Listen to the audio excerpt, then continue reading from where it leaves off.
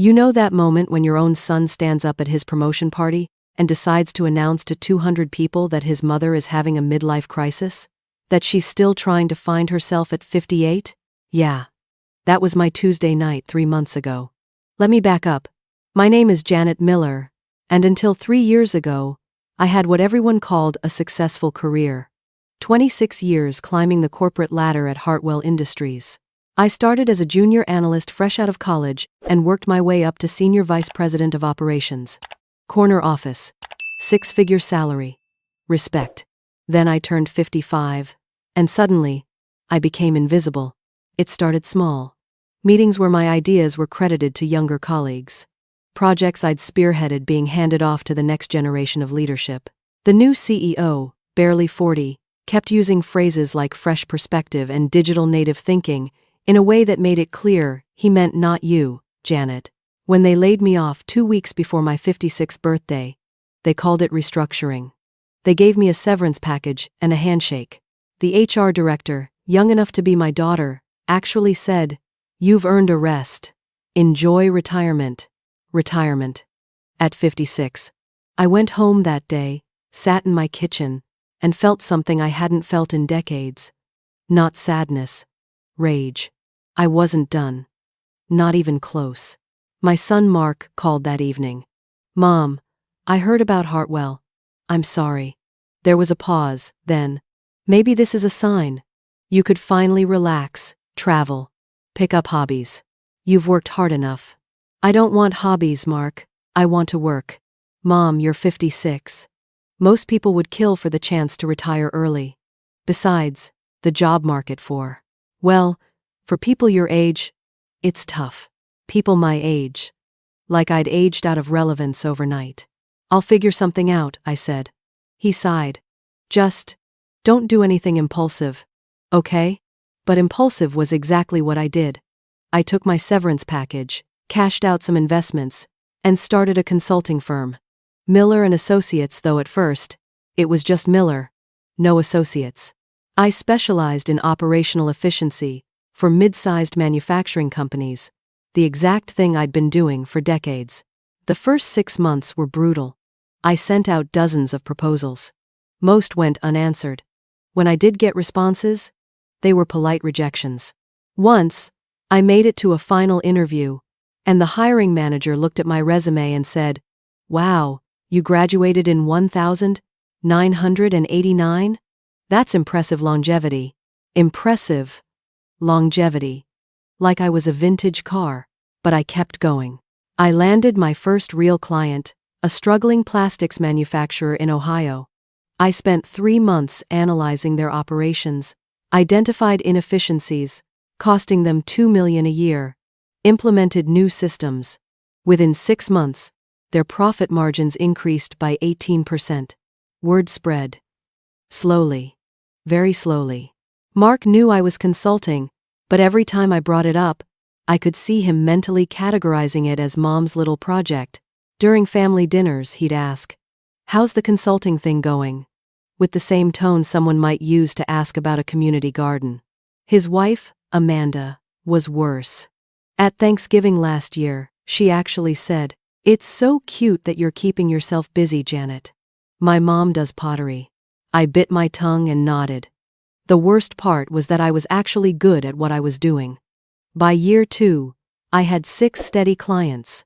By year 3, I'd hired 3 associates, real ones, and we'd expanded into supply chain optimization. We weren't huge, but we were profitable and growing. But I never told Mark the full extent of it. Why? Pride, maybe. I wanted to prove myself without using family connections. Also, honestly, I'd stop sharing because every time I did, he'd pat my hand and say something like, "That's great, Mom. Just don't overdo it. Have you considered finding a normal job with benefits?" A normal job, at 58. Then, 2 months ago, Mark called with exciting news. "Mom, I got promoted. VP of Strategic Investments at Tech Central Corp." I was genuinely happy for him. "Mark, that's wonderful. They're throwing a party next month. Big thing at the Riverside Grand Hotel. 200 people, clients, board members, the works. I want you there." Can you make it? Of course. I wouldn't miss it. Great. Oh. And Mom? Dress nice, okay? This is a big deal for my career. Dress nice. Like I might show up in sweatpants. The weeks leading up to the party, Mark sent me several reminders. Each one included some variation of, "This is important," or, "These are influential people." I got the message loud and clear. Don't embarrass me. I showed up at the Riverside Grand Hotel on a Saturday evening in May, wearing an elegant navy dress and pearls. Conservative, professional, invisible. The ballroom was packed. Crystal chandeliers, open bar, servers circulating with hors d'oeuvres. I recognized some faces, Mark's colleagues, a few family friends, Amanda's parents. People smiled politely, asked what I was up to these days. "Oh, I do consulting work," I'd say. "That's nice. Keeping busy is so important." They'd nod, then find someone more interesting to talk to. Mark was holding court near the front of the room, surrounded by admirers. He looked confident, successful. I felt proud. Truly, whatever his dismissiveness toward my work, he was still my son, and I wanted this for him. About an hour into the party, the CEO of Tech Central Corp., Brian Chen, took the microphone. "If I could have everyone's attention? Please." The room quieted. "We're here tonight to celebrate Mark Miller's promotion to Vice President of Strategic Investments. Mark has been an exceptional asset to Tech Central, and we're excited to see what he'll accomplish in this new role." Applause. Mark smiled broadly. But before Mark says a few words, Brian continued, "I want to share a little story about him. When we were considering candidates for this position, we looked for someone with vision, someone who understood the future of business, and Mark has that. He's young, hungry, unencumbered by outdated thinking." Something in my stomach tightened. Mark actually told me during his interview. Brian said with a chuckle that he learned early on what not to do in business by watching his mother struggle to adapt to modern corporate culture. The room laughed. Politely, but they laughed. My cheeks burned. Brian continued, apparently oblivious to what he'd just said. He told me his mother recently got laid off after decades at the same company because she couldn't keep up with digital transformation. He said it taught him the importance of staying relevant, of not getting comfortable. More laughter. Mark was smiling, nodding. He'd told them this. He'd used my layoff, my failure, in their eyes as a cautionary tale in his interview. So let's give it up for Mark, who definitely won't make his mother's mistakes. The applause was thunderous. Mark took the microphone. "Thanks, Brian. Thanks, everyone. You know, my mom is actually here tonight." "Oh God. Mom, stand up." Every eye turned to me. I stood slowly, forcing a smile. My mom worked at the same company for 26 years. Same company. Can you imagine? He said it like I'd been in prison, and when they finally let her go, she decided she wanted to start her own consulting business. At 56, the room chuckled. Some people looked sympathetic. Others looked uncomfortable. "She keeps telling me about her clients and her projects," Mark continued, making air quotes. "I keep telling her, Mom, you should just enjoy retirement. Travel. Relax. But she won't listen. She's determined to prove she's still got it." He said it affectionately, like I was a child insisting I could ride a bike without training wheels. But you know what? That's my mom. Stubborn. She taught me that if you want something, you don't give up, even if everyone else thinks you should. It was meant to be a compliment, I think. But it landed like pity. So here's to my mom, still chasing her dreams at 58. Love you, Mom. Everyone applauded. A few people gave me warm smiles. I sat down, my face hot, my hands shaking. Amanda, sitting next to me, leaned over and whispered, "That was sweet. He really admires you." Sweet. He'd just told 200 people I was a washed-up executive playing pretend business. Mark continued his speech, thanking various people, talking about Tech Central's vision for the future. I barely heard it. I was calculating how quickly I could leave without causing a scene.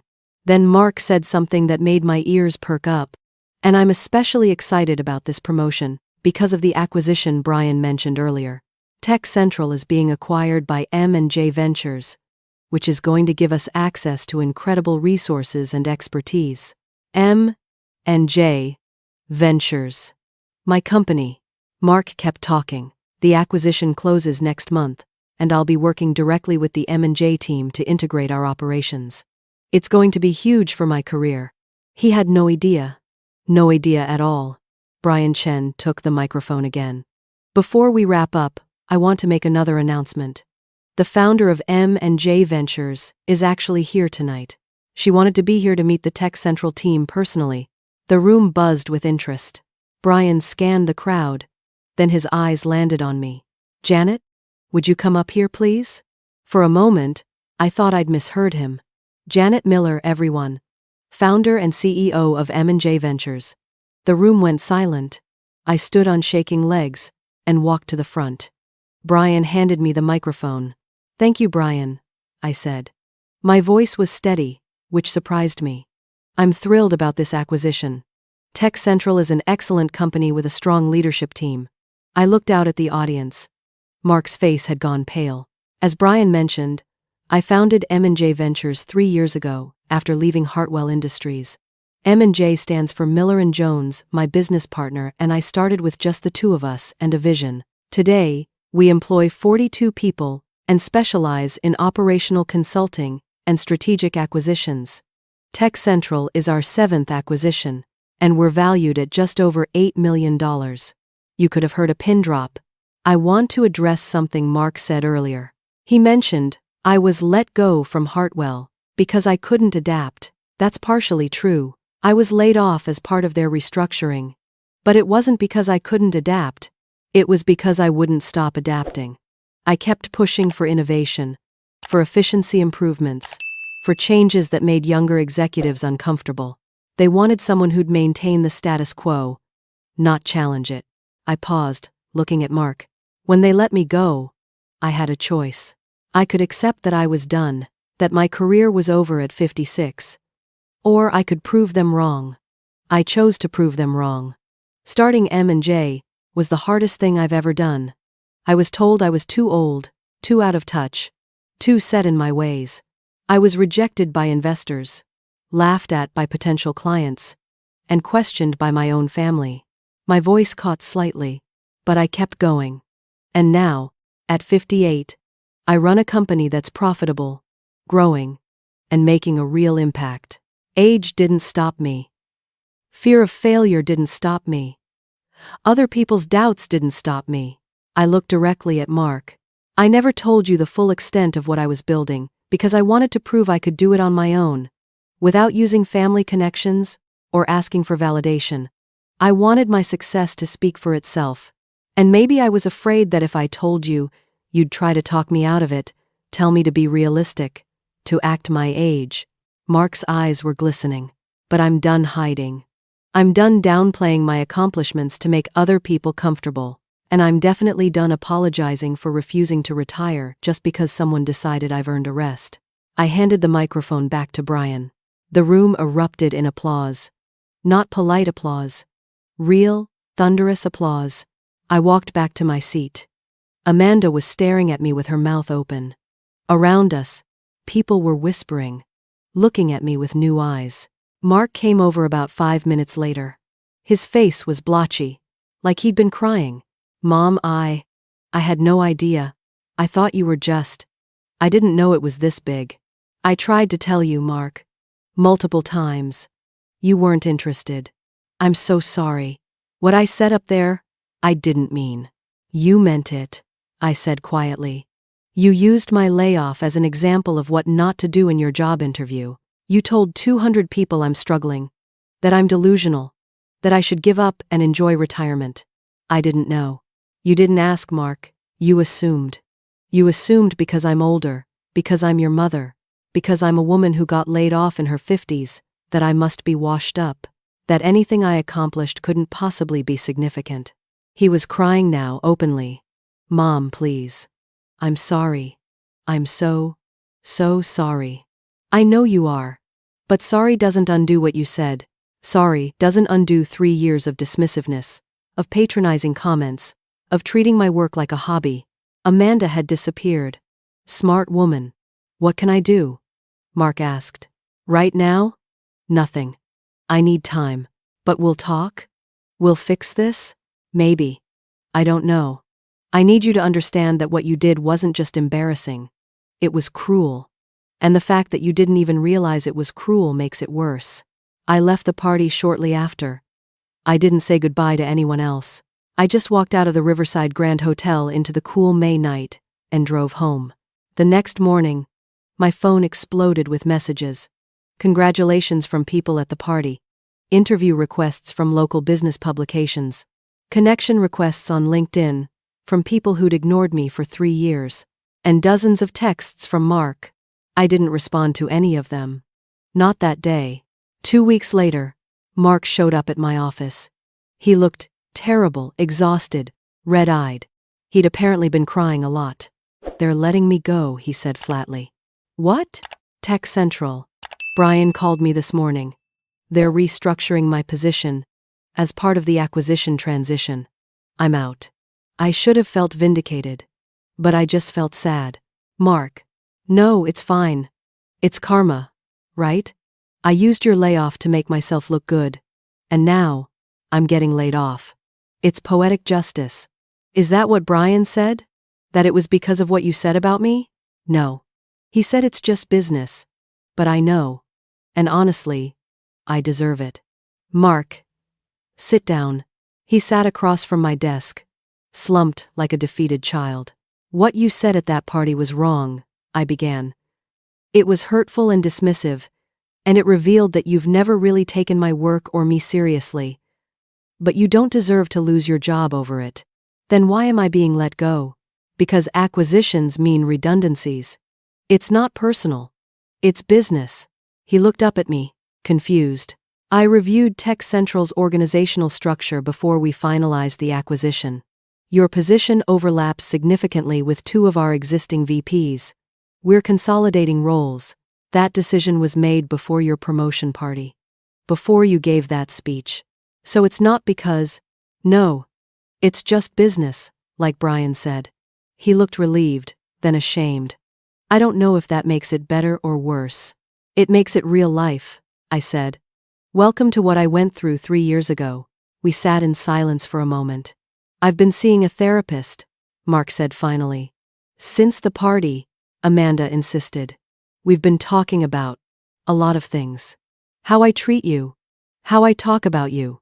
My therapist thinks I might have been threatened by your success because it challenged my narrative about aging and career trajectories. Your narrative? That older people are supposed to slow down, step aside, let the younger generation lead. Seeing you refuse to do that scared me, because if you don't have to slow down, if age isn't a limit, then what does that mean for me? That I'm not special just for being young? I'd never heard him talk like this. So I diminished your accomplishments to protect my ego, he continued. I made you small so I could feel big. That's very self-aware. My therapist helped. But it doesn't fix what I did. No, it doesn't. Mom, I know I don't deserve it, but could we try to fix this? Maybe family therapy or something? I thought about it. About the years of dismissiveness, the patronizing comments, the public humiliation. But I also thought about the little boy who used to tell everyone his mom was the smartest person in the world. That kid was still in there somewhere, buried under ego and societal expectations. Yes, I said. But on one condition. This time, you actually listen when I talk. You don't just wait for your turn to speak. You don't dismiss what I say because you think you know better. You listen. I can do that. And Mark?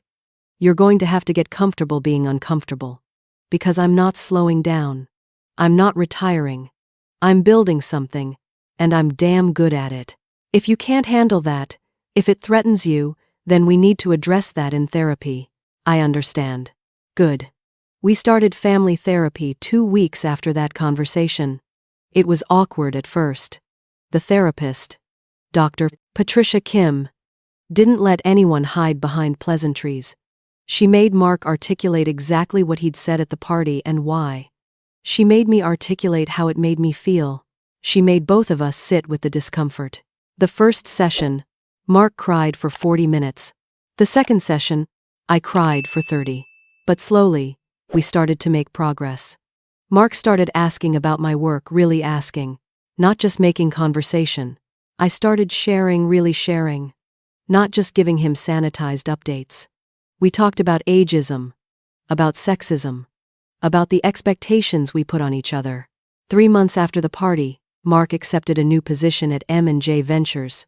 Not because I gave it to him, but because he applied, interviewed with my partners, and earned it on merit. He reports to one of my VPs, not to me. It was his idea.